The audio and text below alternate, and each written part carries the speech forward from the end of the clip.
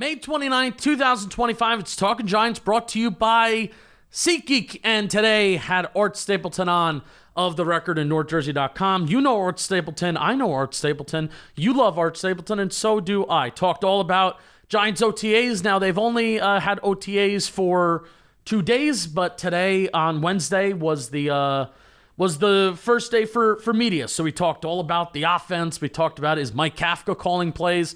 I'll give you a little spoiler. Art Stapleton said that he's not sure if it's decided. I think the fact that it's at least being reported that it was Mike Kafka was calling the plays today, even though all three of Shea Tierney, Brian Daboll, and Kafka have walkie-talkies and they're all talking to him. If Mike Kafka is the one that's calling plays at this stage of the offseason, this is phase 3 of the Giants offseason, I think it's going to be Kafka at least to start this year. Is that actually going to stick? Is that actually going to stay? We'll see, because that was the whole thing in 2023 where it was snip, snap, snip, snap of Mike Kafka as the play caller, Brian Daboll's the play caller, Shea Tierney's even the play caller at certain times. So I hope whatever decision the Giants make, they make it with conviction and it at least sticks for more than just like 2 weeks, because it was... I made that video where it was the Giants versus the Cardinals game where Daboll was calling plays against the Cardinals, and that was week 2. So whatever decision they make, I hope they make it with conviction, and at least it sticks for a couple weeks. Of course, you're allowed to change your mind. So really, that was the biggest thing to come out of OTAs was the play caller situation. We also talked about how quarterbacks are splitting reps and things like that. I just came back from Charlotte, North Carolina, a vacation that I take every year since like 2022. Had a good time. Saw my favorite fucking driver win. I've been going to NASCAR races for 20 years, and finally my favorite driver won. And I had the realization that I've seen my favorite driver in NASCAR, Ross Chastain, win just as many races as I've seen the Giants win in person over the last calendar year. And that was one time, and that win costed the Giants the number 1 overall pick. No, but we're feeling good. Vibes are good, and I think that's a very unique thing about the Giants right now, is that the energy around the building is kind of good, and I think that's pretty neat, and we're going to have all summer to talk about that. But before I bring on Art Stapleton, a lot of good nuggets in there, I want to talk to you about Ridge Wallet, because today's episode is brought to you by Ridge Wallet. Look, we've all been there, hauling around a wallet that feels more like a cinder block than an accessory. It's bulky, awkward, and it's not doing your lower back any favors, or really when you're sitting down and things are a little tight. That's where Ridge Wallet comes in. Ridge Wallets are ultra slim, effortlessly sleek, and surprisingly spacious. Holds up to 12 cards plus cash, all without turning your pockets into a lumpy mess. And even look at this. This is Giants. This is like a little bit Giants blue, maybe even a little bit darker. I love the look to it. It's like painted really nice. It's nice and hard. I love the color of it too. And there's over 50 colors and styles. Ridge Wallet isn't just functional. It's personal, whether you want sleek black, forged carbon fiber, a wallet that features your favorite NFL team, or one that matches your vibe, they've got you covered. You can get a Giants Ridge wallet? Hell yeah. Right now, just in time for Father's Day, Ridge is having a huge sale. Get up to 40% off your order at ridge.com/Giants. Just head to ridge.com/Giants to find the perfect gift for dad or yourself. After your purchase, support our show and tell them that we sent you, and give dad the upgrade he deserves this year. Now here's Art Stapleton of NorthJersey.com and The Record. Enjoy the interview. All right, I want to welcome on Art Stapleton of NorthJersey.com and The Record. Art, you've been on before, obviously. We haven't talked in a while. How are you, my friend? What's up, Justin? I'm doing all right. Hanging in there. Rainy day in New York, New Jersey area, and catching some football in shorts. Yeah, so it's day 2 of OTAs, but it's the first day that you've actually seen it. So I'm going to leave it kind of open-ended to start, and we'll touch on some individual stuff as we go. What did you see? What kind of most stood out to you for the media portion of OTAs today? Hey, I know you've only seen it once, and it's the first time that you guys were actually back out there too. But what did you see? What were some observations that you took away from today? I think the biggest observation, at least early on, is just the idea of who isn't out there and how smart the Giants are being from a medical perspective with some of the key cornerstones of this team. I think that's really first and foremost. You're not going to see Andrew Thomas on the field likely much this spring. He's still coming back from the injury, and let's be honest, it's not so much about recovering from the injury, it's about preventing anything further. So keep him off his feet, let the guy move around. He's one of the most important, if not the most important piece offensively. And Malik Neighbors with his toe, that was an injury that kind of lingered last year. Said it goes all the way back to LSU. Neighbors was there today. He was inside getting treatment, and then by the middle of the OTA, he was out on the field, kind of jumping in the huddle, listening to cadence and stuff like that. But you're not going to see him on the field. And I think from a Giants perspective, all attention goes to the quarterbacks, and in a passing camp, so to speak, that's what you would expect. So it comes down to how much is Jackson Dart, how soon is Jackson Dart going to get reps with the first team, even in a passing camp setting. And he got some plays. And I think, the constant comparison between the four quarterbacks, really the two quarterbacks, because as much as Jameis Winston and Tommy DeVito are there, it's really going to come down to Russell Wilson and Jackson Dart and how quickly Jackson Dart can get on the heels of Russell Wilson. So as an overview, that's kind of what, to me, the first OTA for media represented. I'm sure we'll get into, some of the other things that, transpired, but to me, it's the quarterbacks. And I think, we're all going to speculate as far as what the plan for Jackson Dart will be, because we know the closer you get to the season, the fewer opportunities they get to truly develop Jackson Dart in practice. So I think what they do now and what they do in training camp will be very interesting to see how much they can give him, how soon, and then, then you kind of assess where Russell is, where Jameis is, and where Dart, and then obviously DeVito is kind of the wild card here, because everyone expects him, I think, to not be in the mix come September. But I do think that the value of Tommy DeVito here, he may be most valuable to Jackson Dart than any other quarterback on this roster. And we can get into that, and I have my reasons for it. But it's a very interesting situation, the role that Tommy DeVito now finds himself in. And if I know Tommy, he'll play that role to the best of his ability. But it'll be interesting to see how that progresses over the summer.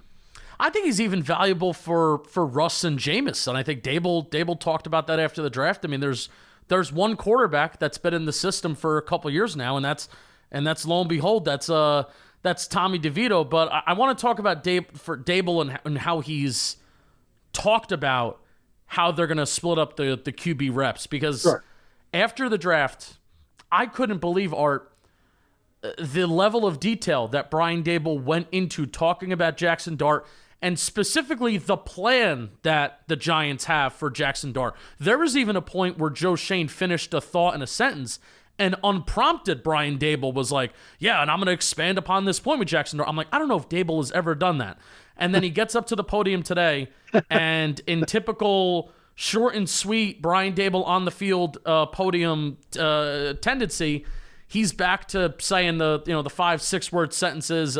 He gave the wonderful insight today that all the quarterbacks are going to get reps. Yeah, thanks, Dabes. So I don't know if he's going to be that detailed from here on out about how the quarterbacks are going to get reps, when and where Jackson Dart's going to get reps. But I mean, I guess even you kind of already talked about it a little bit, but even talk about your takeaways from what Daboll had to say even after the draft when it came to all these quarterbacks getting reps, and then in particular Jackson Dart. Yeah, I did a story kind of digging into, all right, well, what's Daboll's plan? How are they going to bring a rookie quarterback along, and how quickly, can they get him up to speed?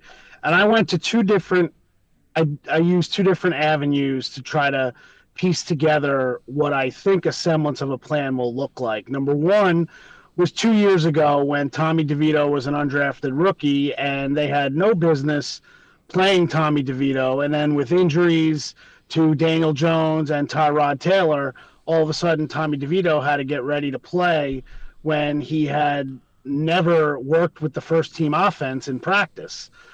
So, I went back to that, and Daboll talked a lot about Thursday morning meetings that he had with DeVito and that people really didn't know. It was kind of off the books, that he met with the rookie quarterback in his office, went through plays, went through things that they were doing with the game plan.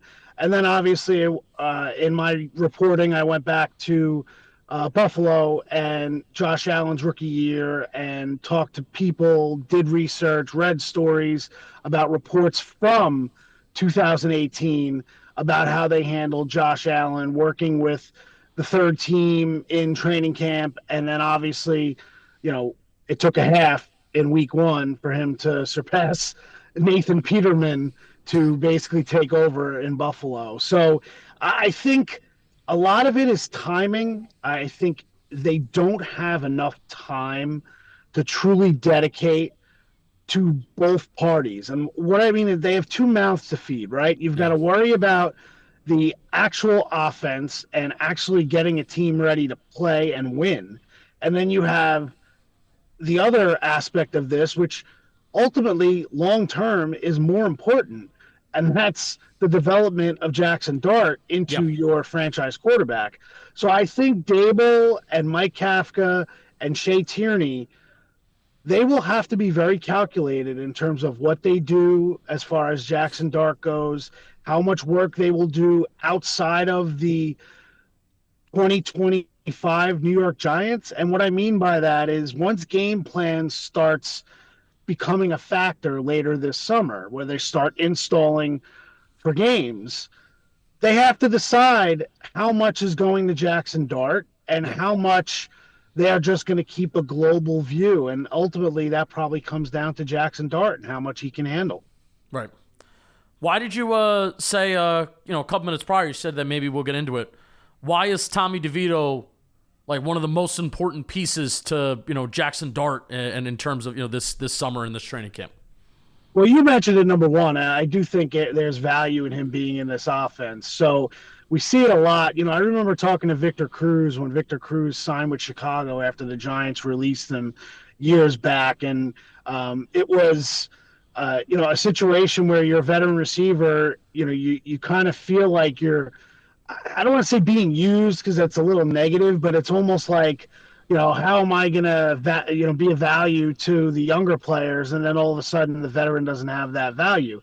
Right now, Tommy DeVito's value with the Giants is, to me, pretty simple. It's in that meeting room. He's been through this. He was a rookie who had to get caught up to speed with very little practice time.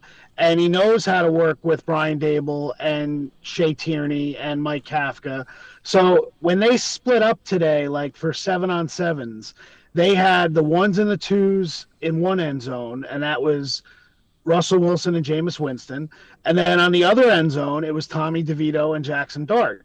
And after every play, Tommy DeVito is kind of sidling up to Jackson Dart, and they're sharing secrets. And, I'm sure some of the conversations, Justin, you see two guys talking on the field, you want to assume what it is. You assume it's football. I mean, who knows? Maybe they were talking about the Knicks game last night. Yeah. I doubt it, because now Tommy DeVito is in position to be spending time with Jackson Dart and basically telling him what he sees and what he's supposed to see and how Daboll likes things run. That's why Brian Daboll wants Tommy DeVito here to have a big role and wants people to not forget about DeVeets, which is what he's been calling him lately, is that there's none of these quarterbacks know what Daboll wants more than Tommy DeVito. So, that may not factor in October, but in May and in June and even July, that matters to the head coach. He can rely on DeVito to be the guy who kind of walks around with Jackson Dart a little bit. And as much as Dart is learning the game from watching Russell Wilson, he may get some advice from Russell Wilson or seeing what Jameis is doing and, learning about the game through Jameis's lens. I do think that there is value for Tommy DeVito. I'm not saying that he's a coach on the field because that's not it. But as a teammate, I think DeVito learned a lot from Tyrod Taylor 2 years ago. Mm, And I think that unselfishness, as much as it hurts, because DeVito, look, on draft night, DeVito was basically told by the Giants, you're not in our long-term plans. We don't think yeah. you can be a starting quarterback in this league. I mean, that's essentially what they told him. So he has one of two choices. He could either be a good Giant and a good teammate and let his career play out and see where it goes, or he could sulk and he could be upset and he could say, you know what, I want out of here. But really, Tommy DeVito saying he wants out of here doesn't necessarily do him any good. No. So that's kind of how I see it. I know it's a little long-winded answer, but it kind of struck me today seeing those two guys together is that we've talked a lot about Russ and Jameis and the influence they're going to have on Dart. I think DeVito is going to have as big of an influence between now and the end of training camp as far as how quickly Dart can get up to speed. So you mentioned, there's four teams right now, because DeVito's with the fours and like the reserves, and then Dart with the threes, Russ and James with ones and twos, Winston, exclusively there with ones and twos. Was it almost like Joe Judge, Bill Belichick, Brian Flores styles of practice where you had two plays going on at once? Because we haven't seen that from Daboll yet, or were they kind of just on opposite sides of the field? Happening like kind of one play happening and then the other side of the field? Were they happening simultaneously? Right. No. I kind of misled you a little bit, I guess. It was when the offense just stays with the offense and they broke off. They had the two quarterbacks and the starters on one end, and then instead of just having DeVito and Dart stand around with a lot of the younger guys, they sent them to the opposite end zone, and they worked together. But what's funny is that, look, Brian Daboll promised on draft night that they were going to throw Jackson Dart into the mix as a survive and advance kind of thing with Jackson Dart. And they did that today. They threw Dart in there with the starters during the team periods. They did it during 7-on-7, and they wanted to see how he did. And actually, Dart had a great throw on a touchdown to Jalen Hyatt in kind of a red zone goal line package that, Hyatt made a great catch. Hyatt's out there running with the ones without Malik Neighbors on the field. And, you see Dart do that, and that's kind of where you start saying, boy, how quickly can this guy get it up to speed? Because if he shows that kind of talent, then you're having that pressure on Russell Wilson to say, you know what, you better look good, Russ, because if you don't, they're going to go to Dart as quickly as they can. So I still think we're ways away, but they do mix those guys in. Jameis got a couple snaps with the starters, and so did Jackson Dart. But like you said, it's early, but I do like the fact that they're giving Dart a little bit of a whetting his appetite, so to speak, with the starters.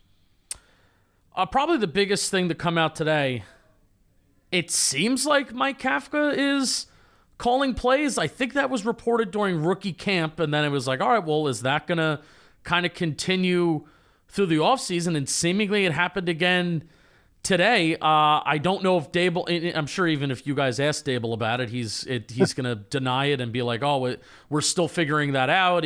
Even though at this point, if we're taking notes from last offseason, Daboll was the one calling plays this past offseason. They said, oh, we're still talking about it, and then it never changed from there. So what's your takeaways from that? Was Mike Kafka calling plays today, do you think?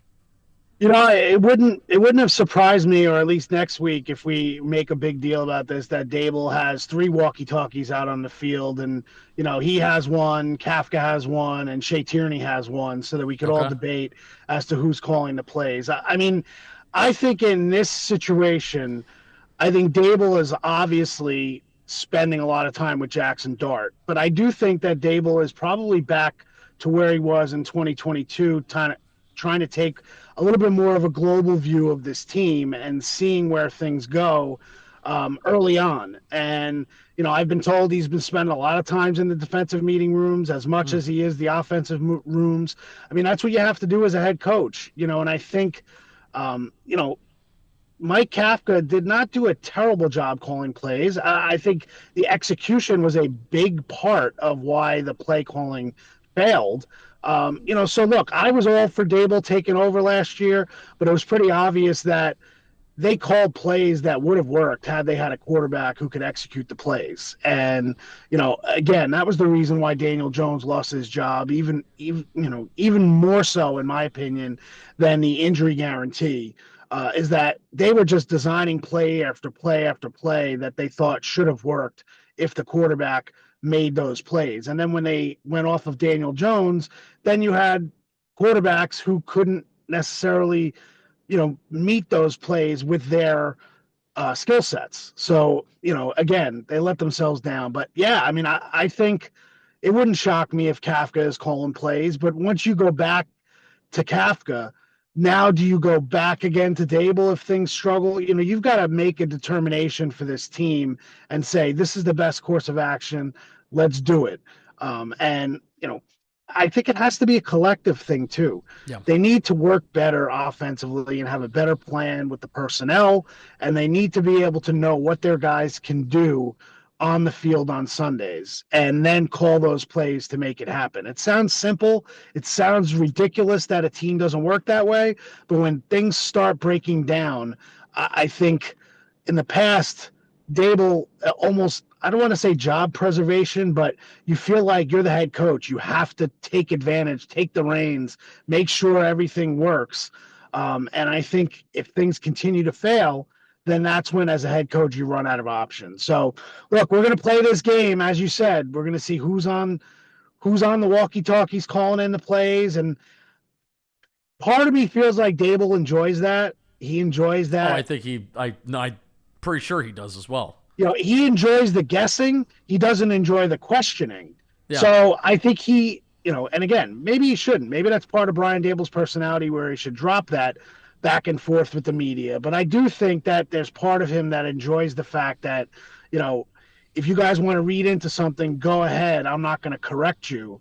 But here's what I'm going to do next week. And now next week, if he's the one with the walkie-talkie, like I said, or Shea Tierney has the walkie-talkie, now all of a sudden it's going to be all this speculation. As long as they take care of what they've got to take care of in-house, it doesn't really matter what we say in trying to perceive what they're doing. So I think it's still an open-ended thing, Justin, to be honest, as far as who calls the plays. All right, before we keep talking to Art Stapleton, this episode is sponsored by SeatGeek. The MLB season is underway and the NBA and NHL playoffs, they're coming down the stretch. And with SeatGeek, did you know that they're MLB's official ticket marketplace? There's no more anxiety of having to wait for your tickets when you go to baseball games because your tickets are fully guaranteed and instantly fulfilled in your account after purchase. No more waiting for some random person to email you your tickets. And with our partners at SeatGeek, you can now get 10% off any tickets with code GIANTS2025 with over 28 million downloads. SeatGeek is the #1 rated ticketing app in the world.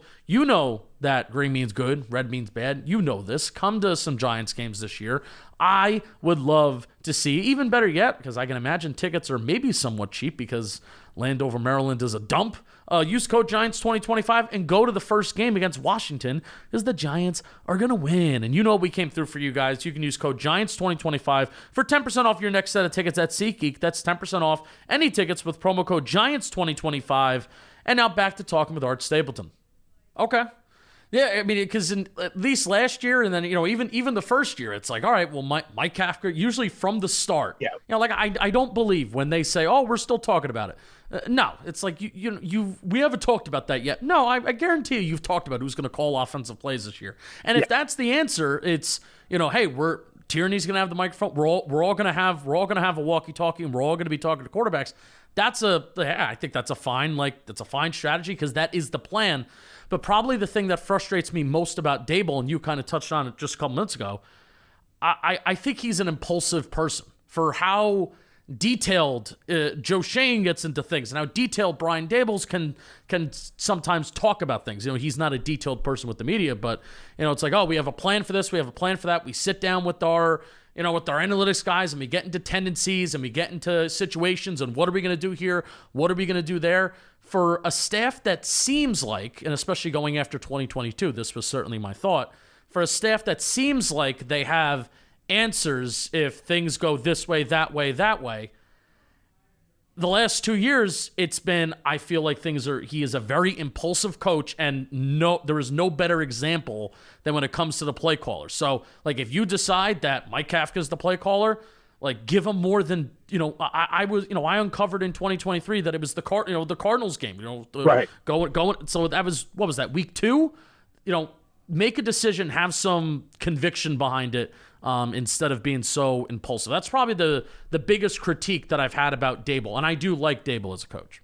Yeah, I mean, I think that's fair, and I think if you get Daboll alone in private conversations and talk to him about, the things that he's learned as a head coach, that as a head coach, you can't handle things the way you would normally do it as an offensive coordinator or as a longtime assistant in this league. You can talk differently, say different things, and then when you become the head coach, you're accountable for everything you say, everything you do, and it'll be interpreted as such. So, yeah, I mean, you can be impulsive, but you need to have a rationale behind it. Yeah. And as a head coach, you need to explain that to anyone who's watching. And as an offensive coordinator, you have to make sure your locker room understands it and your head coach understands it. And everybody else isn't focused in on the offensive coordinator. They're focused on the head coach. So I think that's definitely part of his learning curve as a head coach. And from 2022 to 23 to 24 and now to 25, you got to hope that he's learned from some of the missteps that they've made and some of the decisions that they've made. And maybe, the plan that they need to stick with and really have conviction about it. I think that's a good point for it. And I don't think it's something that's unrealistic. I think you want your head coach to feel like even in the roughest of storms, you want your head coach to be the one in the middle of that storm who's calm, who knows the plan, stick with it. This is what it's going to be. Yeah. And even if you give off that impression, you don't have to be the guy with your hair on fire. But if you give off that impression, if that affects one person in your locker room or creates a different perception of who you actually are, that's not good as a head coach. So right. Daboll needs to be conscious of that. And that would be my advice to him in terms of somebody who has watched head coaches go down in flames here in a different variety of ways, from Joe Judge to Ben McAdoo to Pat Shurmur. Yep. They all handled things a lot differently, yet they all ended up, sealing their fate in similar ways. Right. I mean, I feel like, and we talked 20 minutes about offense. We could talk 20 minutes more about quarterbacks and offense and everything like that. But I want to mix it up a little bit. Yep. Defensive side, defensive notes. Abdul Carter was already being moved around from the start. That's kind of cool. I love that. And especially like, hey, we're always looking forward to week 1 and Jaden Daniels. Jaden Daniels is the quarterback that I want Abdul Carter being moved all around, lined up off-ball linebacker, A-gap, QB spy, et cetera, et cetera. You asked a question today about Paulson Adebo and how's his leg looking, and he was out there. It seemed like he was moving well. So, I know the defensive side of the ball isn't the sexiest to talk about right now because if anything, it's a little bit more stable. It's a unit that's more stable. But give me some of your defensive thoughts or takeaways from today or just in general. Yeah, definitely. I think a forgotten guy in the secondary is Cordell Flott, and I think a point that I've made since he was drafted is that he was the youngest guy in that draft class, not just the Giants draft class, the entire league when he got drafted. I think he had just turned 20 when he was drafted out of LSU. He's a guy who was on the field probably more with the starters today than I think anyone maybe would have expected. It doesn't mean that Tay Banks and Paulson Adebo weren't on the outside. But Drew Phillips was strictly in the slot, and then you had Flott and Banks kind of, I don't want to say alternating, but they were both getting their opportunities. And I think, for me, the depth in this secondary last year, when you fell off, even the starters in the secondary were kind of, I don't want to say substandard, but they certainly were not elite players. So when you went from Jason Pinnock down it was a lot. And when Yeah. you went from Tay Banks, who struggled, now all of a sudden you're bringing in Flott. Now maybe Hawkins gets on the field. It was a big drop off. I mean, I think Adebo at one corner spot, and again, you wouldn't have known that he had a leg injury by watching him today.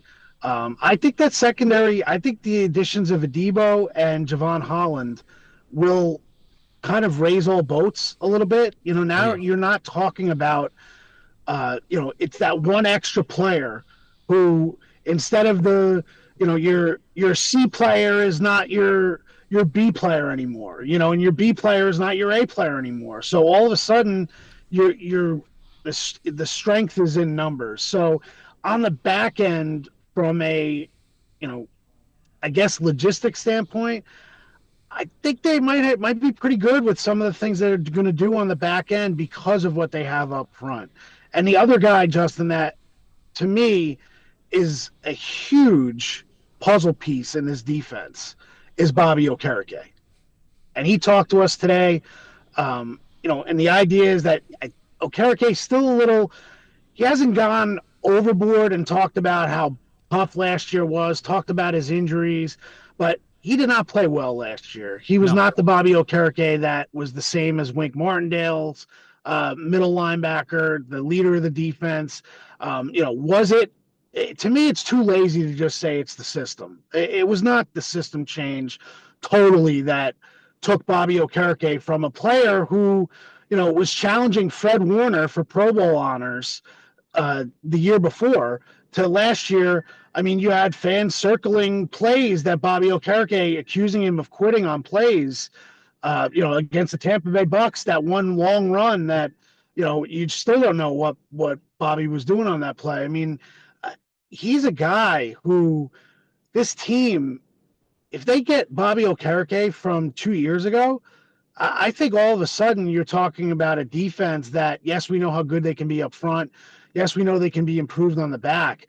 Okereke as a playmaker in this middle of this defense is huge. So he's one of those guys that I'm looking at this year saying, you know what?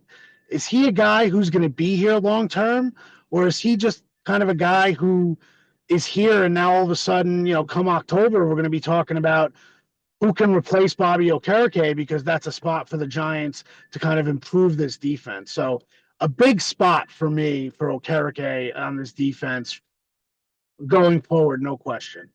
Yeah, I mean that's a really good point because he's a guy that you kind of know that he's there and he's a veteran. You kind of know what you're going to get out of him, but do you know what you're going to get out of him? Like you said, because Right. 2 years ago he played at this Pro Bowl level, and then last year, I mean, there's certain plays again you watch you watch certain plays and there's effort questions, and it's like, well, that's not your defensive lineman in front of you doing a bad job. That's kind of just effort.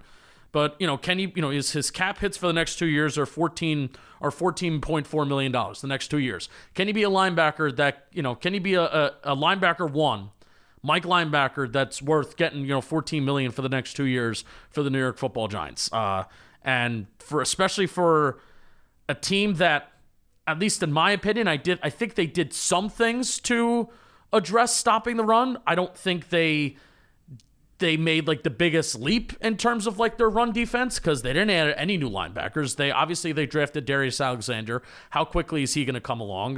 There's Chauncey Golston, but he's not an every down player. So there's certain guys that they added that are good against the run, but all these guys odds are not going to be on the field at the same time, and you're going to keep your stars on the field, including some of your edge rushers that have some questions against the run.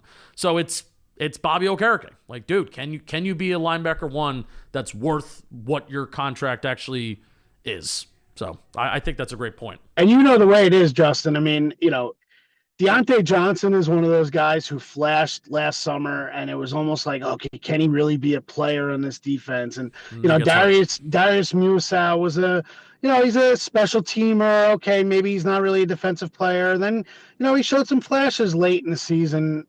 Being in that situation. Now, I don't think they're frontline starters, but if Okereke comes out of the gates, struggling a little bit, I think there are going to be calls for the younger guys. Let's get the younger guys out there. What are we carrying Okereke for? And I'm not saying that should be the way the front office thinks, but look, it reminds me a little bit, and I say a little bit of what happened in 2022 with Blake Martinez. And, the idea that Blake Martinez ended up, the Giants did him a favor by releasing him. They were just going to keep him because he was at low cost after the pay cut, and they were going to keep him here and just have him on the roster. And he went to Joe Shane and said, look, I'll be here, but, whatever, want to move the family, that kind of thing. So they let him go. And if you remember, people were shocked that, that Blake was cut. But you look at, and now he had the knee injury, so that affects him. But I kind of got those vibes, and I'm not saying that's Bobby, but it's a big year for Bobby Okereke. I mean, this could kind of be one of those things where, I'm 28 years old, I'm a veteran in this league, I've done it, I've done really well. I got a big contract in free agency, and now the pieces are together for this defense to be really, really good this year, next year, and moving forward.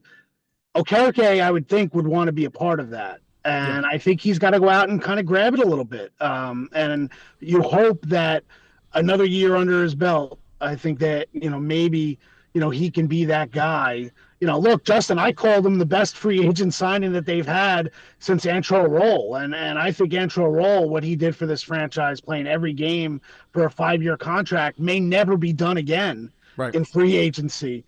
So I had a high standard for Bobby Okereke, and I think he has that standard as well. So he's a player that I'm watching this summer to see where his trajectory goes, and has he leveled off? And if he has, does this defense move past where Okereke is and start thinking about the future? Yeah. And I do think in terms of the system, I think it's fair. It's not just the system, it's effort and everything like that. But I do think, you mentioned the additions in the secondary that they made, Tyler Nubin year 2, they made some additions. I mentioned Chauncey Golson, some interior guys that they added. Darius Alexander, obviously, they drafted. I think it's time. Like Shane Bowen, this is a year where more responsibility needs to be put on the plate of the players. And I would say the guy in that defense that had the most responsibility last year, outside of Dexter Lawrence, was Bobby Okereke, to just manage everything and manage, when Dexter Lawrence is off the field, the responsibilities that Bobby Okereke had, I think was a lot. And I think why he kind of flourished under Wink is that there was kind of less thinking and more doing, more attacking and more going. So year 2 is going to be big, obviously, for Okereke. But even if you look back in the secondary, it's like Tyler Nubin was a ball hawk. He only touched the football one time last year. One pass defensed. I think that's nuts. Now, it could be a secondary that's really young. Deonte Banks, year 2/year 1 of the system, and not the biggest. Even in college, he wasn't really the biggest ball hawk. Okay. Tyler Nubin, rookie year. Okay. Jason Pennock, still new to the safety position. Okay. So, the responsibility of we're going to disguise stuff and we're going to really go after the football and attack the football and in zone coverage, man, whatever. I understand why last year, if there is a reason why the defense wasn't overly aggressive in the secondary in terms of disguising stuff and rotating pre-snap, post-snap, etc., I understand that. But this year, there is no excuse for it. You have veterans here. You have guys that, again, Tyler Nubin, second year in the system. You have guys that have attacked the football in the past before, whether it's in the pros or in college. Now it's time to giddy up and go. And that's going to be, I don't know how you were able to really tell that over the summer.